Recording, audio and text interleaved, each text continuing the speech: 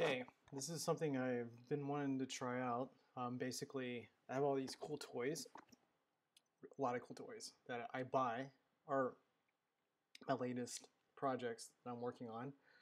And I wanted to see if I can put together something to kind of give back and show you the pros and cons of what I got. I know this video is blown out because the sun's coming through on the West Coast. I know the setup is raw, but I don't know, I'm giving this a go. So what I wanted to show was my latest toy. It's the Mavic 2 Enterprise Dual Thermal. This is it right here.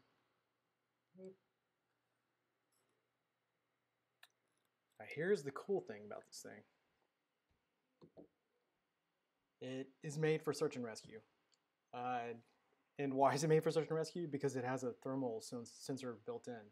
And the thermal sensor is a 160 by 120 resolution, which is okay. I mean, it's really the best you're going to get for this kind of leptin sensor. It's probably the leptin sensor inside.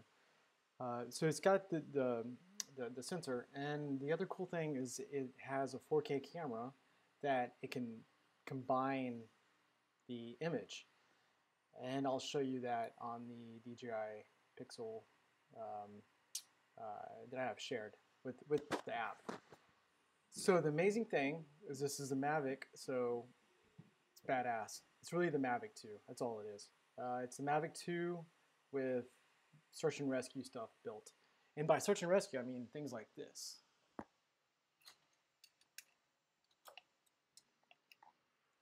I'm going to go down now so you can see more of it.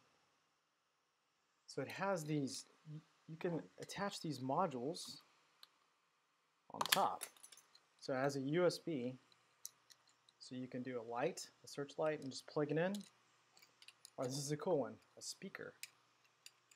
Let's see how raw this is because you can't even see it because of this.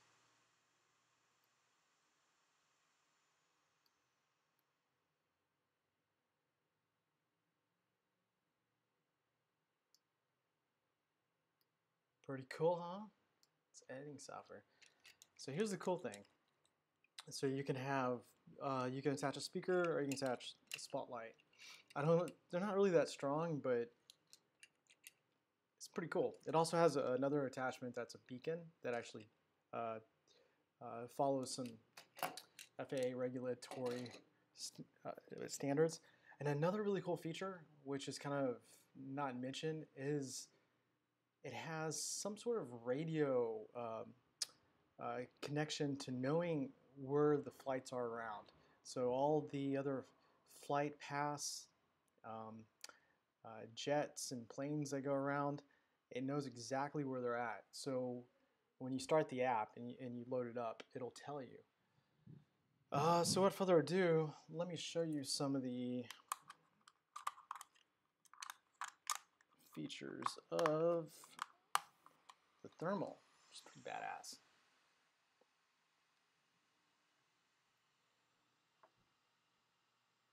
So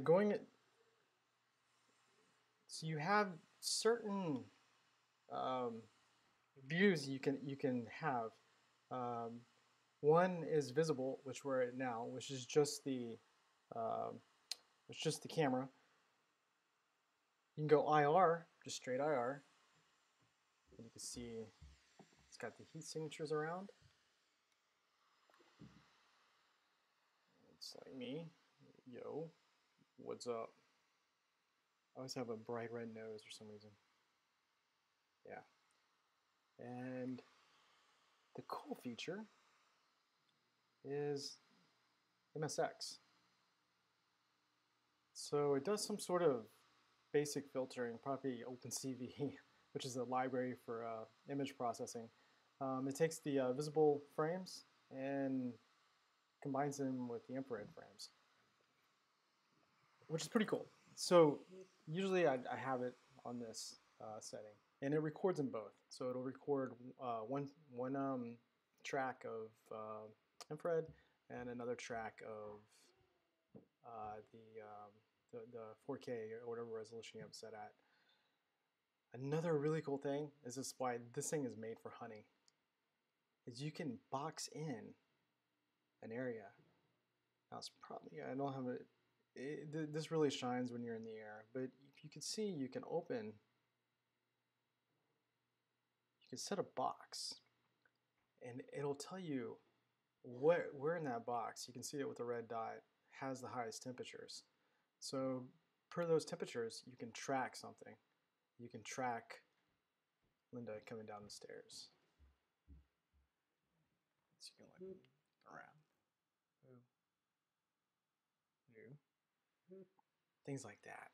So you could track animals if you wanted. And I think this really is made for a search and rescue type of deal, where you can see you can box in to see where actually I don't know how that would work in search and rescue, to tell you the truth. It doesn't really matter. What the cool thing would be is if it's using tracking, and this is another limitation of the software so far, is if you could use this to track things as they moved, giving you better tracking and autonomy. So it could use the heat signature to actually follow the target, which in that case, it could work better than the visual, because you can see through the vegetation and the trees and other things. You can see the heat. To be determined how cool that is. That's some of the cool features of this thing. I'm still exploring what to do. I know the downside is the software that it uses is not the. It's not the. I lost. See, I'm telling you, this is raw. It looks like it lost the connection.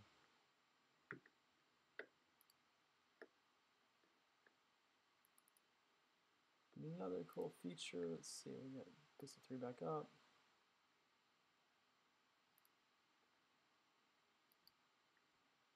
Yeah. Well, I don't know. That's a good introduction to this thing.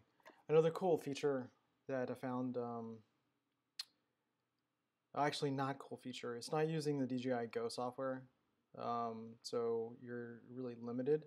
What I'd like to see also is that this thing was rooted, like the Mavic 2. And I'm saying it'd really be really cool if the mini USB could use things like you could attach any other webcam on it, because I know it's going to support some open standard. It probably has, VLC or some other open virtual drivers that you can use and connect into these, and support different type of cameras, and even better, do picture-in-picture of those cameras. And then, because I have 360s and other cameras, you can just plug it in. That would be huge. Another good thing is the sensors are all around. I guess that's one good thing. There's sensors all around. So the Mavic 1 didn't have sensors on the sides, or on the back.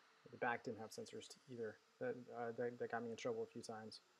Another really cool feature is this. The spotlight as you go down.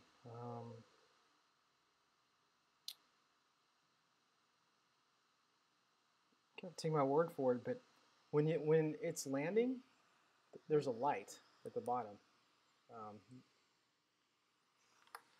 There's a light, an LED light that lights up, and it looks like a spaceship landing. It's really fucking good. It's really cool to see.